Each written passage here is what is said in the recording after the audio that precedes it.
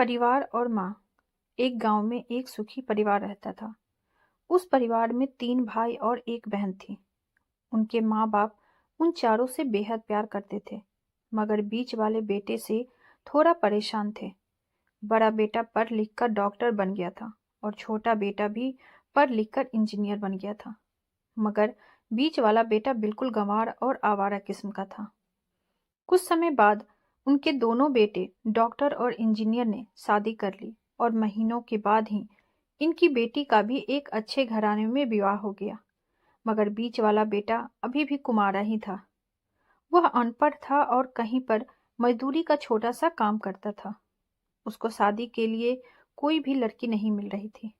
उसके माँ बाप उससे बहुत परेशान हो चुके थे। अब जब भी उसकी बहन अपने मायके आती तो वह अपनी डॉक्टर और इंजीनियर दोनों भाइयों से मिलती थी, मगर बीच वाले भाई से बहुत कम मिलती थी, क्योंकि वह उसे ज्यादा पैसे नहीं दे पाता था। लेकिन फिर भी वह अपनी बहन से बहुत प्यार करता था।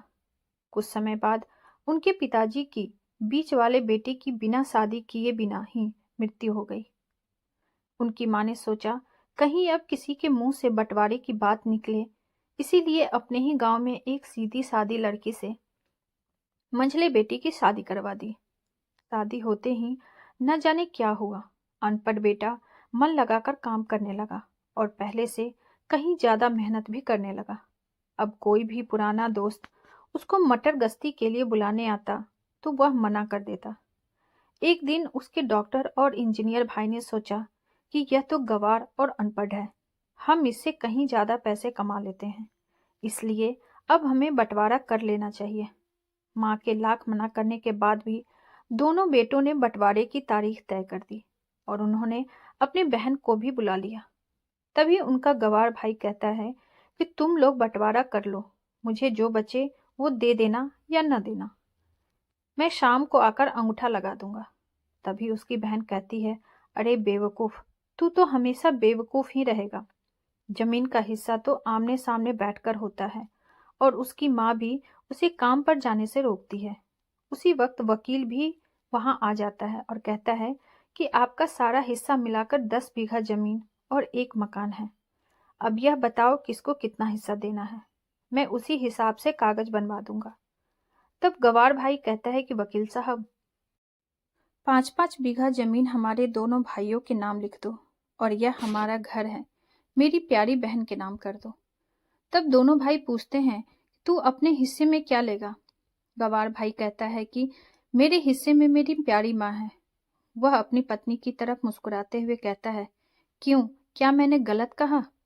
उस गंवार और अनपढ़ की पत्नी अपनी सास से लिपटकर कहती है, माँ से बड़ी वसीयत क्या होगी मेरे लिए। उसी वक्त उसका गंवार पति भी अपनी माँ से लिपट जाता है। गंवार बेटे और बहू के प्यार ने जमीन जायदाद के बंटवारे को एक सन्नाटे में बदल दिया। तभी बहन अपने गंवार भाई के गले लगकर लिपट कर रोते हुए कहती है, माफ कर दो भैया, मैं आपको सम्मान नहीं दे सकी। तभी उसका भाई कहता है कि मेरी प्यारी बहन, इस घर में जितना अधिकार हमारा है उतना ही तुम्हारा भी है। और रही बात बंटवारे की, तो बंटवारा नहीं करने से जीवन खत्म तो नहीं हो जाएगा।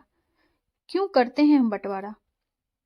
क्या हम एक साथ मिलकर नहीं रह सकते, जैसे हम बचपन में मिलकर खेलते रहते थे? एक साथ मिलकर रहने को ही तो कहते हैं एक अच्छा परिवार, और उसके परिवार को संभालती है एक माँ। तभी उसके दोनों भाई भी बहुत शर्मिंदा होते हैं और वह बंटवारे के सभी कागज फाड़ कर फेंक देते हैं। और उस दिन के बाद से उनका पूरा परिवार खुशी खुशी एक साथ रहने लगता है। आपको हमारी ये कहानी कैसी लगी हमें कमेंट बॉक्स में ज़रूर बताइए, और वीडियो अच्छी लगी हो तो लाइक शेयर